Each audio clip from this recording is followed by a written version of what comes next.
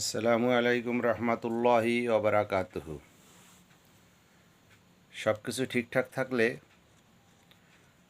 আগামী রবিবার প্রথম রমজান হবে ইনশাআল্লাহ।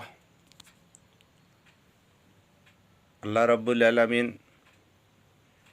পৃথিবীতে মানুষকে সৃষ্টির পরে যত ফরজ আমল দিয়েছেন, এই রমজানের গুরুত্ব আল্লাহ তাআলা এবং এর ফজিলত বান্দার জন্যে অনেক গুরুত্বপূর্ণভাবে আল্লাহ তাআলা দান করেছেন। কিন্তু রমজানের প্রস্তুতি আমরা নিতেছি, কেউ এর থেকে আমরা মাহরাম হচ্ছি না ইনশাআল্লাহ। তবে রমজানের প্রস্তুতির দুটা ভাগ আছে। একটা হলো যে কেউ পরিপূর্ণ গুনাহ মাফের আশায়, অতিরিক্ত নেকির আশায় রমজান মাস আসতেছে এবং পরিপূর্ণ ঈমান আমল নিয়ে, তাকওয়া নিয়ে সিয়াম পালন করার উদ্দেশ্য। 2 নাম্বার হলো রমজান মাস আসতেছে, আমি মুসলমান, রোজা থাকতে সিয়াম পালন করতে হবে, সিয়াম পালন করব।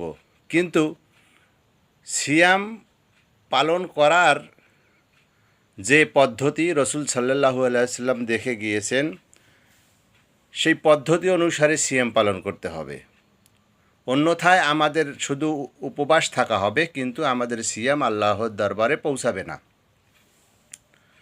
মহান রাব্বুল আলামিন পবিত্র কোরআনে ইরশাদ করেন যে বান্দার অন্যান্য ফরজ আমলগুলো সব নিজের জন্যে, কিন্তু সিয়াম এমন একটি আমল, এটা শুধুই আমার জন্যে এবং আমি আল্লাহ নিজ হাতে এই সিয়ামের প্রতিদান দিব। সুবহানাল্লাহ।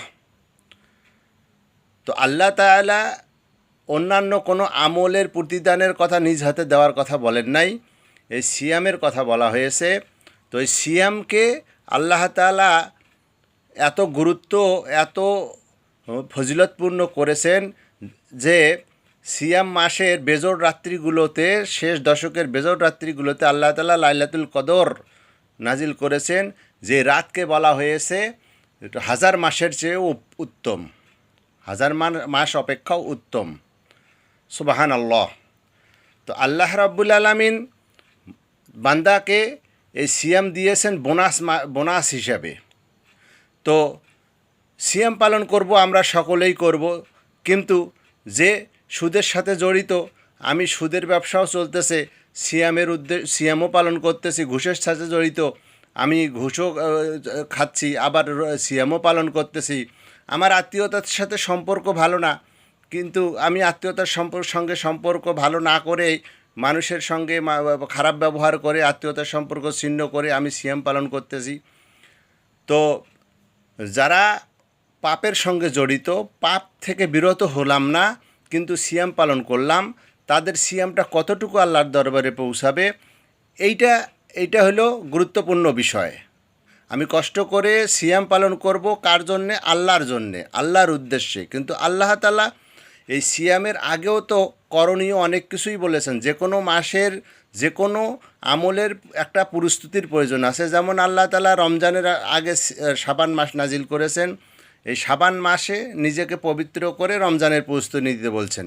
তো আমি হিংসা ছাড়লাম না, সুদ ছাড়লাম না, ঘুষ ছাড়লাম না, আত্মীয়তার সঙ্গে সম্পর্ক ঠিক রাখলাম না, আমি পিতার সঙ্গে পিতামাতার সঙ্গে সন্তানের সম্পর্ক ঠিক নাই, পিতামাতা সন্তানের সঙ্গে সুসম্পর্ক ধরে রাখতে পারতেছে না, বা সন্তানদের সঙ্গে সুসম্পর্ক তাদের নাই, তারপরও আমি রমজান মাসে সিয়াম পালনের প্রস্তুতি নিতেছি। তো এই সকল পরিপূর্ণতা, পবিত্রতা বা এই গুনাহ থেকে পরিত্রাণ না পেয়ে যদি আমি সিয়াম পালন করি, এই সিয়ামটা কতটুকু আল্লাহর দরবারে পৌঁছাবে, এটা আমাদেরকে ভাবতে হবে। আল্লাহ তাআলা পবিত্র কোরআন মাজিদে ইরশাদ করেন যে তোমরা পরিপূর্ণভাবে ইসলামের ভিতরে প্রবেশ করো। পরিপূর্ণভাবে আল্লাহ কথা ব্যবহার করেছেন। পরিপূর্ণ বলতে গুনাহ থেকে, যখন আমি গুনাহতেও জড়িত থাকব, আল্লাহর আমলও করব, তো তখন কিন্তু আমাদের প্লাসে মাইনাসে মাইনাস হয়ে যাবে। আমাদের প্লাসটা টিকবে না, প্লাসে মাইনাসে কিন্তু মাইনাস হয়ে যাবে, আমাদের ইজিক্যাল টু জিরো হয়ে যাবে।